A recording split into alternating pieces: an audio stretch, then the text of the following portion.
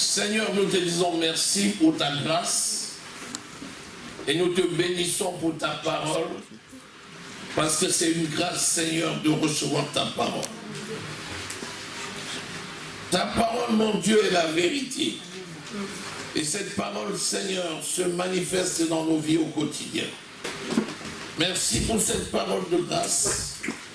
Merci pour cette parole de gloire. Merci parce qu'elle transforme nos vies. Merci parce que nous nous conformons à cette parole. Que l'honneur et la gloire te reviennent, Seigneur. Parle à ton peuple par ton esprit. Je m'oppose à tout esprit contraire à ton esprit au nom de Jésus. Et je déclare que tu règnes dans ce lieu. Que l'honneur et la gloire reviennent à notre Dieu. C'est dans le nom précieux du Seigneur Jésus-Christ que nous avons prié. Amen. Amen.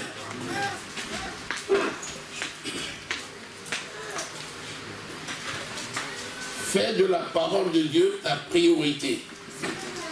Alléluia. Amen.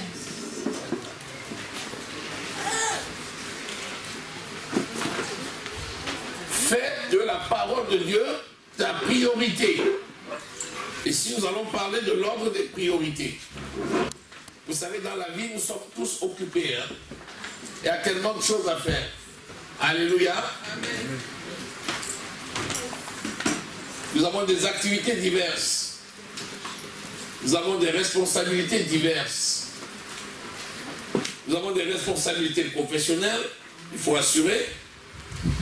Nous avons des responsabilités familiales, là encore il faut assurer. Nous avons des responsabilités à l'église, il faut aussi assurer. Et à tous égards, nous sommes tenus d'assurer.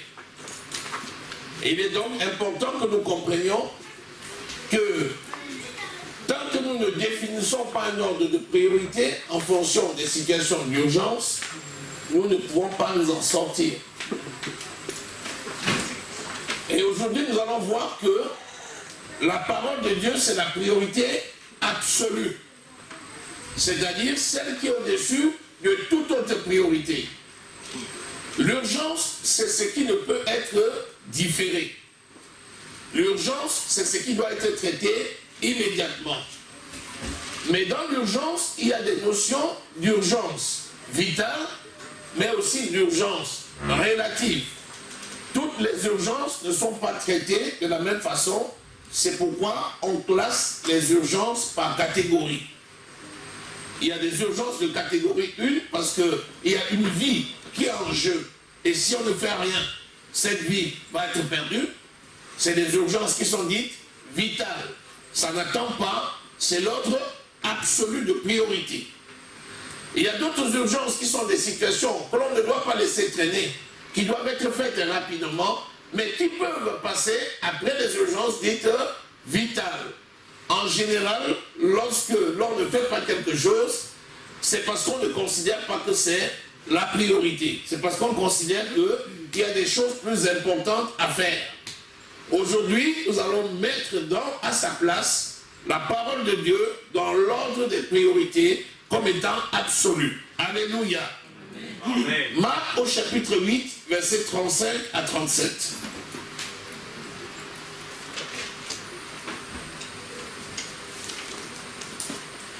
Je lis à partir du verset 34. Alléluia. Amen. Puis, ayant appelé la foule avec ses disciples, Jésus leur dit: si quelqu'un veut venir après moi, qu'il renonce à lui-même, qu'il se charge de sa croix et qu'il me suive. Car celui qui voudra sauver sa vie la perdra, mais celui qui perdra sa vie à cause de moi et de la bonne nouvelle la sauvera. Et la question qu'il pose: et que sert-il à un homme de gagner tout le monde s'il perd son âme? Que donnerait un homme en échange pour son âme? Et que sert-il à un homme de gagner le monde s'il perd son âme? Et que donnerait un homme en échange de son âme? Alléluia. Voilà la question. À quoi sert-il de gagner tout le monde si l'on perd son âme? Si tu as toutes les choses de ce monde, mais tu n'as pas le salut, tu n'es rien. Parce que Dieu, c'est l'amour de Dieu. Celui qui n'a pas l'amour de Dieu n'a pas Dieu. Celui qui n'a pas Dieu n'a rien. Parce que les choses de ce monde sont éphémères. Alors que les choses spirituelles sont éternelles. Donc, il y a un ordre de priorité en fonction du caractère temporel ou du caractère éternel. L'œuvre de Dieu, la parole de Dieu, le salut en Christ est éternel. Alors que la réussite dans ce monde est temporaire. Si vous prenez les artistes, si vous prenez les sportifs de haut niveau, si vous prenez les hommes politiques, si vous prenez toutes les personnes qui sont des grands noms de ce monde, nous voyons qu'on ne parle que d'eux pendant qu'ils sont sur la terre. Et même après qu'ils sont partis, certains, par la qualité de leurs œuvres, marquent tout le reste du temps. Mais en réalité, en ce qui concerne leur devenir spirituel, ils ne sont plus rien. Qu'est-ce qu'il faut faire? Gagner le monde et perdre son âme? Perdre le monde et gagner son âme? Ou bien tout gagner? Ah, la question c'est, est-ce qu'on peut tout gagner? Est-ce qu'on peut en même temps être du monde? Est-ce qu'on peut en même temps servir la chair et servir Dieu? Non. Il y a un choix à faire. Ou on sert Dieu parce que Dieu est Dieu, ou on sert le malin parce que le Dieu de grâce, le Père notre Seigneur Jésus-Christ, le Dieu de grâce, c'est le Dieu saint, 3 fois saint. Et quiconque sert Dieu doit être saint. Celui qui sert le malin, le diable, c'est celui qui fait les œuvres de la chair. Ou on est du monde, ou on est en Christ. Alléluia. Amen. On ne peut pas servir deux maîtres. Tu ne peux pas servir Dieu et servir le monde. Ou tu sers l'un, ou tu sers l'autre. Alléluia. Amen. Nous avons choisi de servir Dieu. Le problème, c'est maintenant, quelle est la qualité de notre service? L'apôtre Paul, quand il parlait des Corinthiens, il disait, on trouve dans vos églises des choses que même dans le monde on ne trouve pas. Et il disait, c'est une honte. Je le dis à votre honte. C'est ce que l'apôtre Paul disait aux Corinthiens. En disant, lorsqu'on entre dans l'église, on doit voir Christ. C'est-à-dire, les caractères de l'esprit manifestent dans la vie des croyants. On doit voir le contraire du monde. Alléluia. Amen. Et maintenant, lorsqu'on sert Dieu, comme nous avons choisi de servir Dieu, il faut être en adéquation avec la parole de Dieu. Pourquoi? Parce que le corps de l'homme, c'est la tente qui abrite l'esprit. Et le corps de l'homme est en connexion par les récepteurs qui sont les organes de sens avec tout ce qui se fait dans ce monde. Tu regardes, tu entends, tu sens, tu goûtes, tu touches les choses de ce monde. Quel est l'impact des choses de ce monde sur ta vie? C'est de ça qu'il est question. Comment peut-on, tout en étant dans ce monde, vivre selon le royaume de Dieu?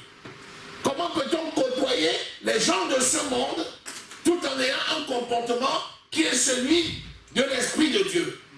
C'est ça l'équilibre, le grand équilibre dans lequel nous sommes. Être capable d'être des dignes ambassadeurs de Dieu, en produisant des caractères dignes de l'évangile, dignes de la nouvelle naissance. Alléluia. Amen. La priorité absolue doit être la parole de Dieu. Si nous prenons maintenant l'impact de la parole de Dieu dans tous les domaines de notre vie, il s'agit de ne jamais oublier que nous servons Dieu en servant les hommes, en servant les êtres humains qui sont en notre contact au quotidien. Nous servons Dieu dans l'administration, dans notre travail, dans notre famille, à quelque lieu que ce soit, nous devons être des dignes serviteurs de Dieu. Alléluia. Amen. Matthieu 4, verset 4 dit, l'homme ne vivra pas de pain seulement, mais de toute parole qui sort de la bouche de Dieu. Ça veut dire que là, il y a le pain physique et il y a le pain spirituel. La parole de Dieu, c'est le pain spirituel. Le pain physique, c'est la nourriture que nous mangeons au quotidien. Les besoins spirituels, c'est ça le pain spirituel. Les besoins charnels et temporels, ce sont des choses qui vont passer. La nourriture sert au corps. Si tu ne manges pas, tu auras faim.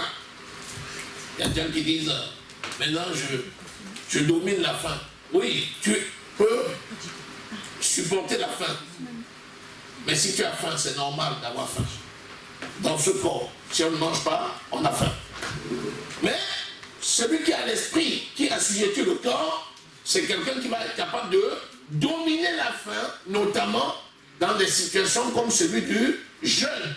Parce que tu es dans le jeûne et que délibérément tu as décidé de ne pas manger, tu peux très bien, par la force que te donne l'esprit, dominer la chair pour ne manger que lorsque tu auras décidé de manger. Alléluia. Amen. Béni soit le Seigneur. Amen. Donc, l'homme ne vivra pas de pain seulement, mais de toute parole qui vient de la bouche de Dieu. Alléluia. Amen. Il y a encore de chercher d'abord le royaume des cieux et sa justice. Matthieu 6. Alléluia. Amen. 33. Cherchez d'abord le royaume des cieux et sa justice. Mais il ne s'arrête pas là.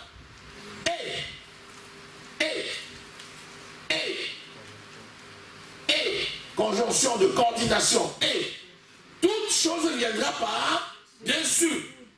Et c'est là où on voit la jonction entre les besoins que nous avons au quotidien et la mise en pratique de la parole de Dieu. Amen.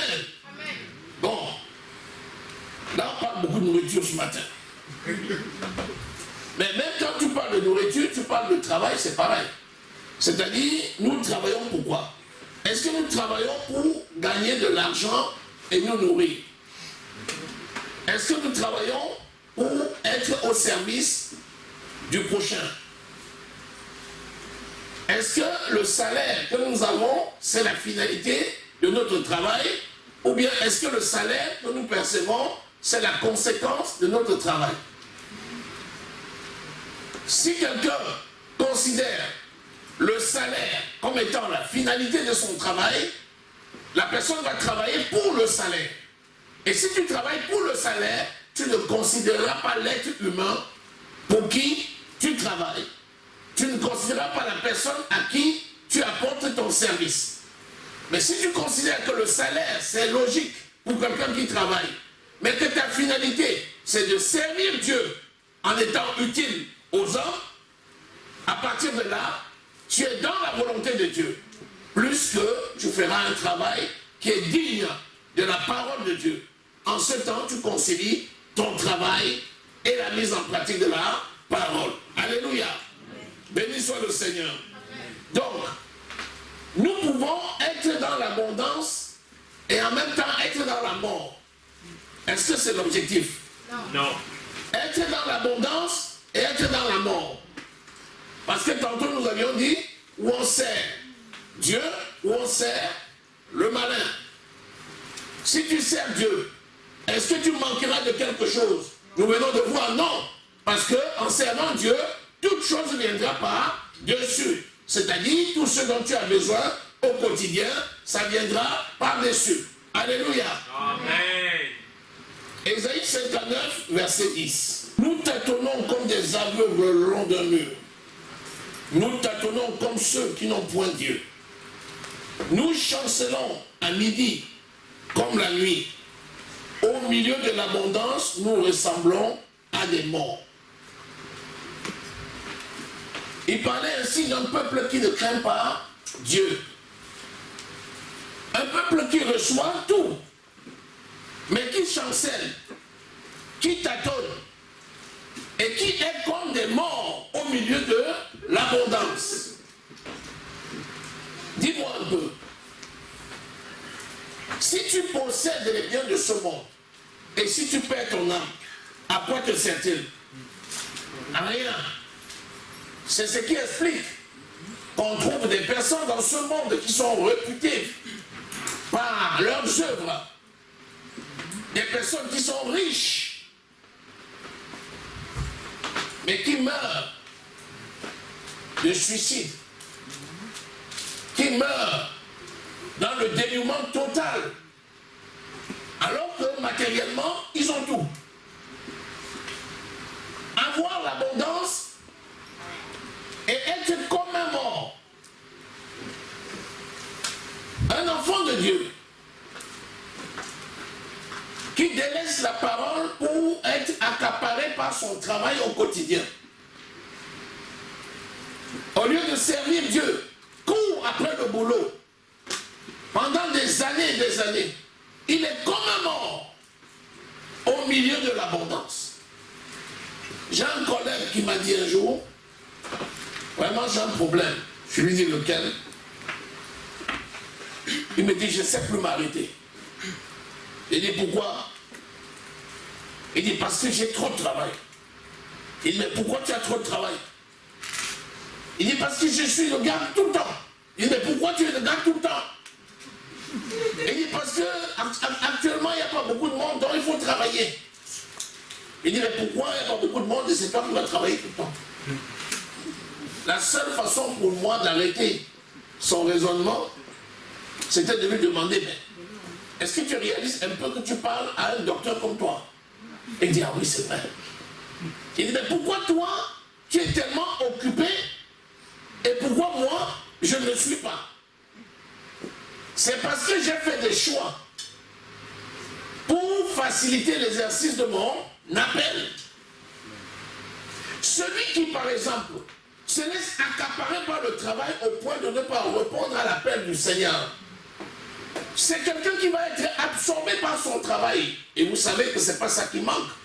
Quand on est dans l'engrenage du boulot, si on ne sait pas mettre un temps d'arrêt, de proche en proche, de fil à fil, d'aiguille en aiguille, on va s'embobiner. Vous voyez, c'est le mot, l'embobine. C'est comme quelqu'un qui fait le tricot. Et tant que tu tricotes, ah ben écoute, la pelote est là. Hein. Il y a une grosse pelote comme ça. Tu es en train de tricoter. Tu tricotes, la pelote est là. Tu tricotes, la pelote ne va pas finir. Jusqu'à ce que toi tu dises, mais non, je vais m'arrêter parce que j'ai telle chose à faire et je reprendrai ça après. C'est ce qui se passe avec les enfants de Dieu qui délaissent la parole pour se laisser accaparer par leurs occupations, que ce soit professionnel, que ce soit familial, que ce soit social, que ce soit même les associations. Il y a des gens qui sont tellement englués dans les associations qu'à un moment donné, ils deviennent ils passent pour des responsables d'associations et ils sont incontournables, ou bien ils se font incontournables. La parole de Dieu passe à la trappe. Et dès que la parole de Dieu passe à la trappe, tu peux avoir tout ce que tu as comme matériel. Malheureusement, ça peut devenir pour toi une occasion de chute. Qu'est-ce que nous voulons faire? Est-ce que nous voulons être comme des morts au milieu de l'abondance? Ou bien est-ce que nous voulons tout simplement avoir une connexion avec l'esprit qui est suffisamment aiguillé pour que nous puissions faire usage de façon judicieuse de ce que nous recevons à la gloire de notre Dieu? C'est la deuxième hypothèse qui est la bonne. C'est-à-dire, je donne l'ordre de priorité à la parole de Dieu et la sagesse de l'Esprit me conduira dans toute mon activité. Alléluia. Amen. Ça permettra de ne pas être comme mort au milieu de l'abondance, mais d'être vivant et d'être gestionnaire et comptable de ce que j'ai reçu afin de pouvoir le mettre à la disposition du Dieu vivant. Disons Amen. Amen. Ce que nous avons reçu doit avoir du sens parce qu'il sert à l'avancement de l'œuvre de Dieu. Alléluia. Amen. Si professionnellement tu te retrouves dans un milieu, ta présence dans ce milieu-là doit de sens que parce que ça devient pour toi un terrain qui te permet de faire connaître l'évangile de Jésus-Christ. Alléluia. Amen. Tu seras porté dans tout le monde entier. Tu seras porté dans les sphères les plus élevées. Mais à quoi ça sert de te retrouver dans un cercle élevé? C'est parce que dans ce cercle, tu dois donner la vie. Alléluia. Amen. Sinon, ça ne sert à rien de te retrouver. Tu es enfant de Dieu et tu es ministre. Mais pourquoi tu es ministre et enfant de Dieu? Pourquoi tu es enfant de Dieu et Dieu te promet au rang de ministre? Si tu es ministre et enfant de Dieu et que les ministres n'écoutent pas l'évangile par ta bouche, tu as un problème. Parce que c'est pour ça que tu es là. Vous vous rappelez Mardoché? Vous vous rappelez Mardoché? Mardoché, l'oncle de Esther. Lorsque les Juifs devaient être exterminés, et puis Esther s'est retrouvée reine. Alors le roi a demandé à Esther, mais qu'est-ce que tu voudrais que je fasse pour toi? Tu me demanderais la moitié du royaume, je te donnerai. Esther a dit, mon peuple. Parce que Haman avait décidé de monter un plan machiavélique pour exterminer le peuple juif. Qu'est-ce que Mardoché a dit à sa nièce? Il a dit, Esther, qui sait si ce n'est pas pour préserver ton peuple que Dieu t'a mis là où tu es. Si tu te tais, Esther, le secours des Juifs viendra d'ailleurs. Si le Seigneur t'élève dans un rang élevé, si le Seigneur a fait de toi un instituteur, c'est parce que tu dois apporter l'évangile aux instituteurs. Si le Seigneur a fait de toi un magistrat, c'est parce que tu dois apporter l'évangile aux magistrats. Si le Seigneur a fait de toi un éboueur, c'est parce que tu dois apporter l'évangile aux éboueurs. La Bible dit que l'évangile sera prêché jusqu'aux extrémités de la terre. Et donc, tu sers le Seigneur lorsque tu fais connaître son nom. Alléluia. En ce temps, le Seigneur va t'élever. Et il va te mener dans les sphères encore les plus élevées. Alléluia.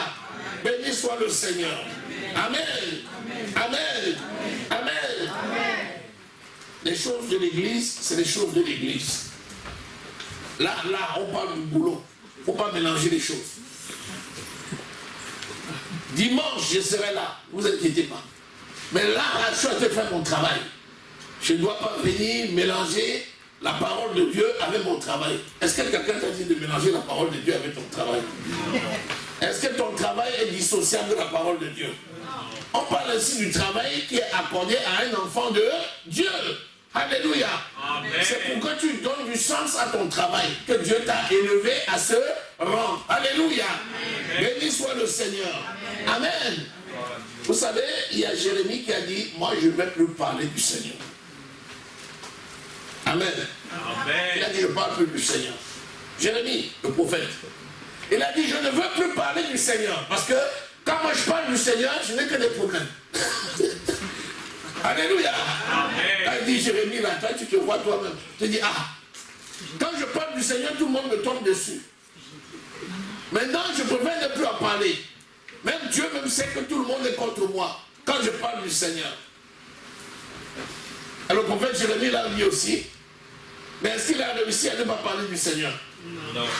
Disons Jérémie. Alléluia. Amen. Alléluia. Amen. Jérémie 20, versets 9 à 10. Jérémie 20, versets 9 à 10. Si je dis, je ne ferai plus mention de lui, je ne parlerai plus en son nom, il y a dans mon cœur comme un feu dévorant, qui est renfermé dans mes os. Je m'efforce de le contenir et je ne le puis, car j'apprends. Alléluia. Amen. Alléluia. Amen. Car j'apprends les mauvais propos de plusieurs. L'épouvante qui règne en alentour. Accusez-le et nous l'accuserons. Tous ceux qui étaient en prie avec moi observent si je chancelle. Peut-être se laisserait-il surprendre et nous serons maîtres de lui. Nous tirerons vengeance de lui. Tu sais, les gens t'observent et les gens n'ont besoin que d'une seule chose. Que tu laisses l'œuvre de Dieu et que tu cesses d'en parler. Vous savez que c'est la joie de l'Éternel qui est votre force. Amen. Tu sais que c'est l'Esprit du Seigneur qui te donne l'énergie nécessaire pour ton travail. Amen. Tu sais que c'est parce que tu médites la parole jour et nuit et que tu agis fidèlement selon tout ce qui est écrit. Tu sais que c'est pour cela que tu as le succès dans toutes tes entreprises. Tu sais que c'est pour cela que tu réussis. Amen. Josué 1, verset 8.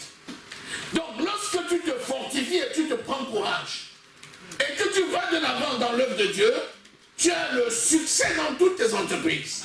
Amen. Donc le succès professionnel vient de Dieu. Le succès professionnel vient de Dieu. Amen. Le succès dans tes affaires vient de Dieu. Amen. Le succès dans tes réalisations vient de Dieu.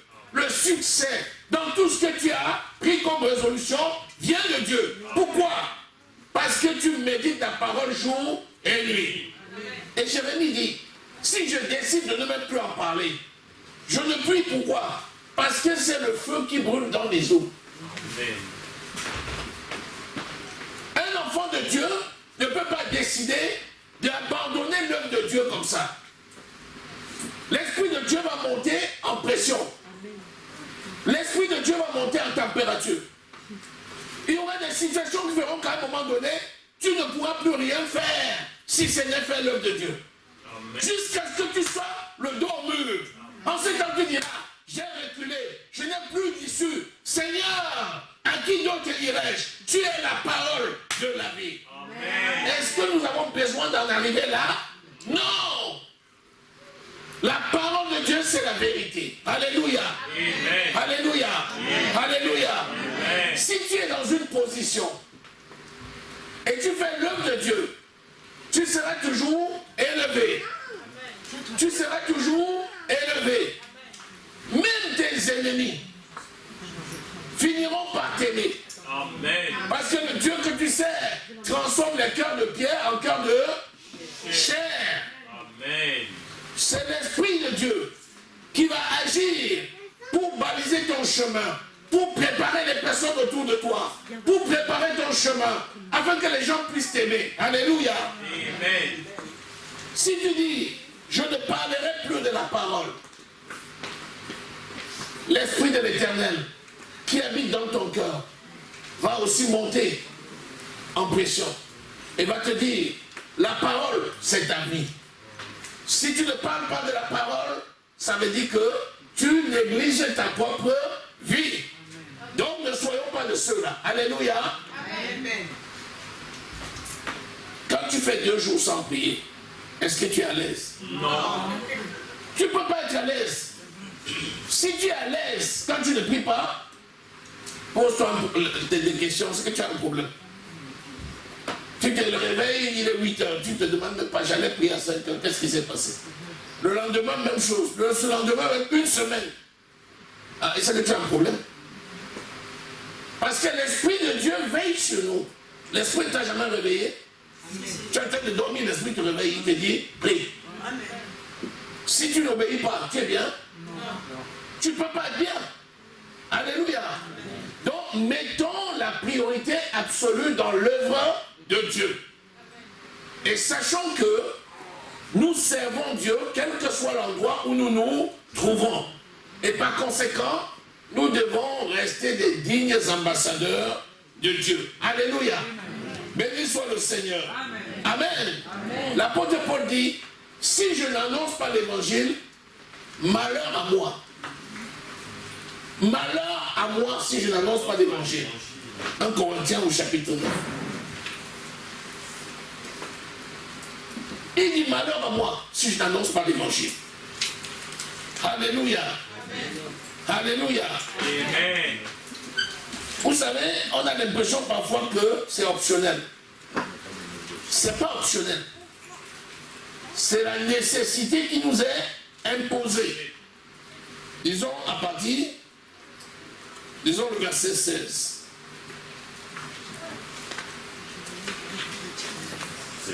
Disons le verset 16. C'est l'apôtre Paul.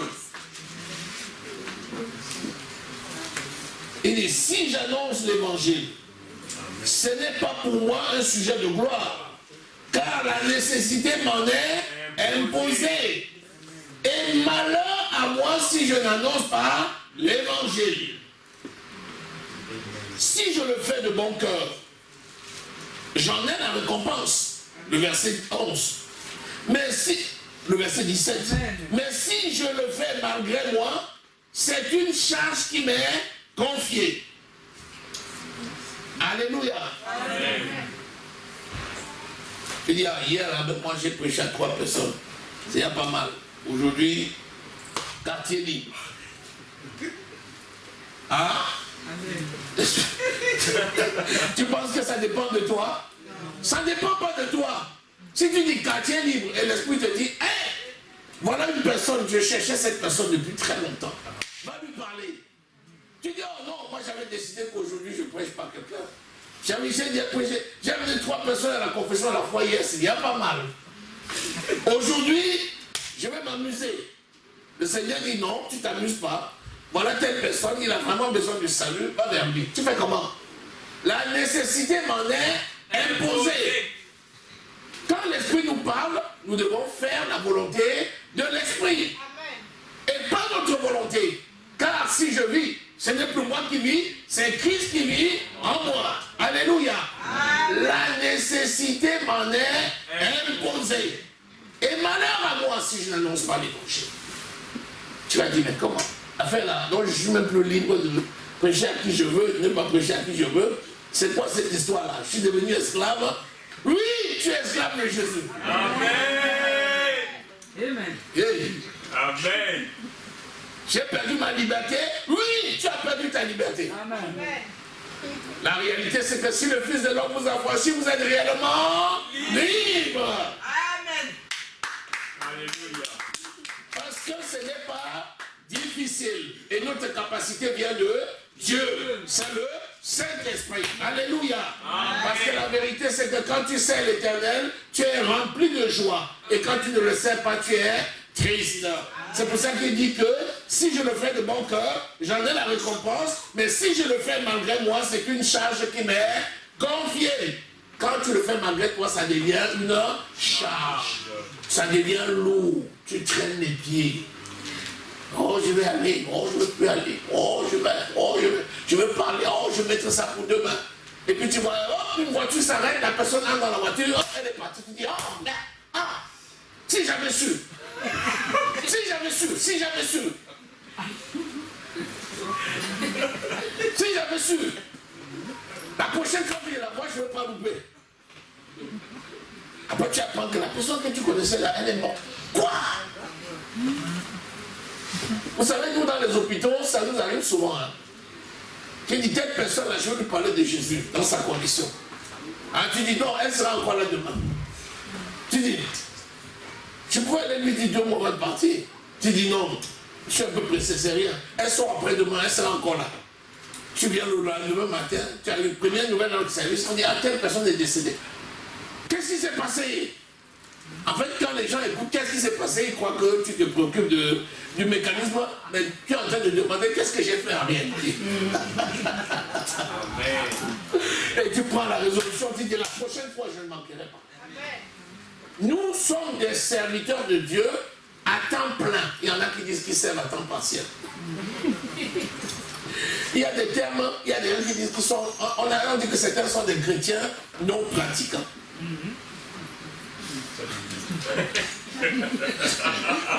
Ou on est enfant de Dieu ou on n'est pas enfant de Dieu. On ne peut pas être un enfant de Dieu non pratiquant. Plus que c'est notre nature. Amen. Alléluia. Amen. Alléluia. Amen. Tu ne peux pas être chrétien pratiquant. Tu es chrétien, point barre. Maintenant, est-ce que tu marches selon la parole? Ça, c'est autre chose. Quel est ton niveau spirituel? Ça, c'est autre chose. Mais un enfant de Dieu, c'est un enfant de Dieu. Alléluia.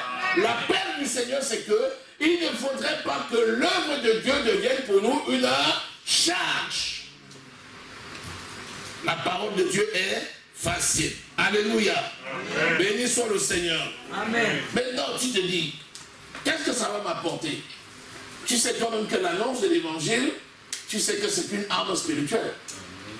Tu sais que quand tu prêches l'évangile, tu es protégé. Tu sais que la parole de Dieu, c'est l'arme offensive avec laquelle tu vas éteindre les traits enflammés du malin. Amen. 2 Corinthiens, au chapitre 10, versets 4 et 5, qui dit, les armes avec lesquelles nous combattons ne sont pas charnelles. Elles sont puissantes par la vertu de Dieu.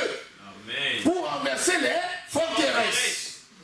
Nous renversons les raisonnements et toute hauteur qui se dresse contre la connaissance de Dieu, et nous amenons les esprits captifs à l'obéissance de Christ.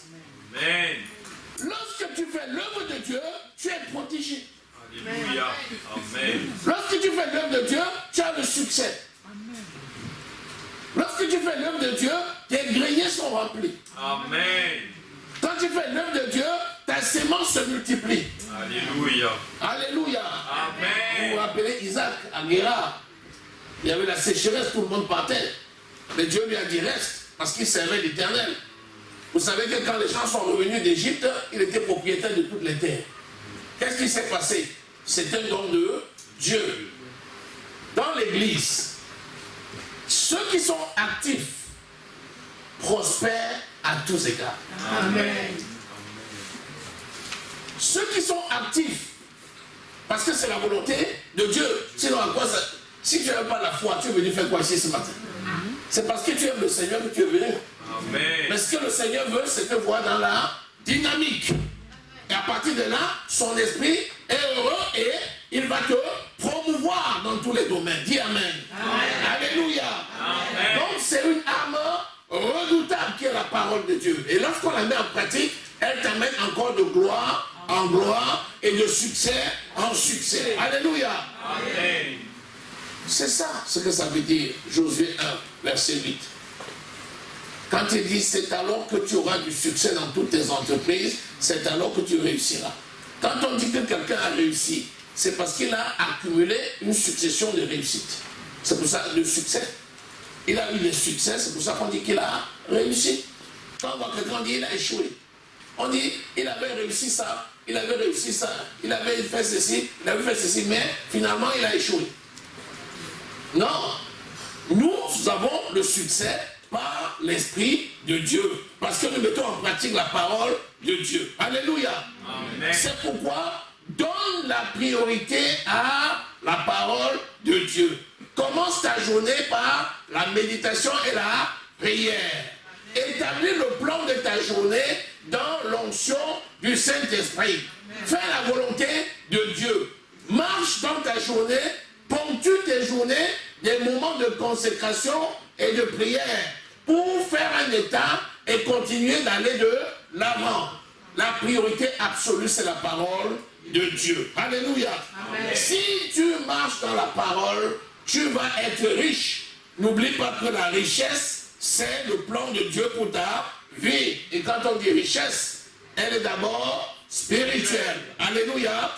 Quelqu'un qui a la santé est riche. Parce que quand on dit richesse, on voit les sous. On dit, ah, il est maintenant riche. Hein? Tu dis, alors, on te dit, mais sauf que il n'est pas bien. Il n'est plus bien dans son corps. Non. La richesse de Dieu, c'est dans tous les domaines spirituels et à tous égards. 3 Jean 1, verset 2. Alléluia. Amen. Donc, je te dis ce jour seulement, tu as bien fait d'être dans la maison du Seigneur. Tu as bien fait de lui appartenir. L'Esprit de Dieu te conduit. Mais n'oublie pas que la priorité absolue doit être la parole de Dieu et la mise en pratique de cette parole. Alléluia. Alléluia. Alléluia. En sachant que le Seigneur comble ton âme de l'abondance. Amen. Amen. Amen. Amen. Le psalmiste dit, je n'ai jamais vu le juste mendier son pain. C'est trop fort. C'est trop fort. Je n'ai jamais vu le juste mendier son pain. Pourquoi? Parce que c'est une garantie. L'Esprit de Dieu nous donne la garantie. La Bible dit que le Saint-Esprit, c'est notre garantie. Ce sont les arts de l'Esprit que nous avons reçus. Et la Bible dit que nous sommes en train d'être préparés par le Saint-Esprit pour l'avènement de Jésus. Donc l'Esprit de Dieu, c'est notre garantie. Par cette garantie, nous ne pouvons pas mendier notre pain. Ce n'est pas possible. Alléluia.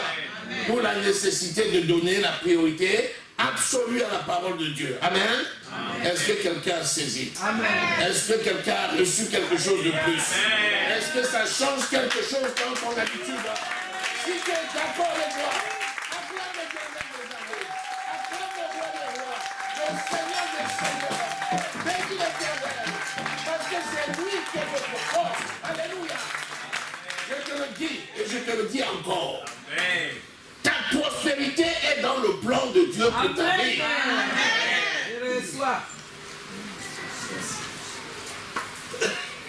Ta prospérité est dans le plan de Dieu pour ta vie.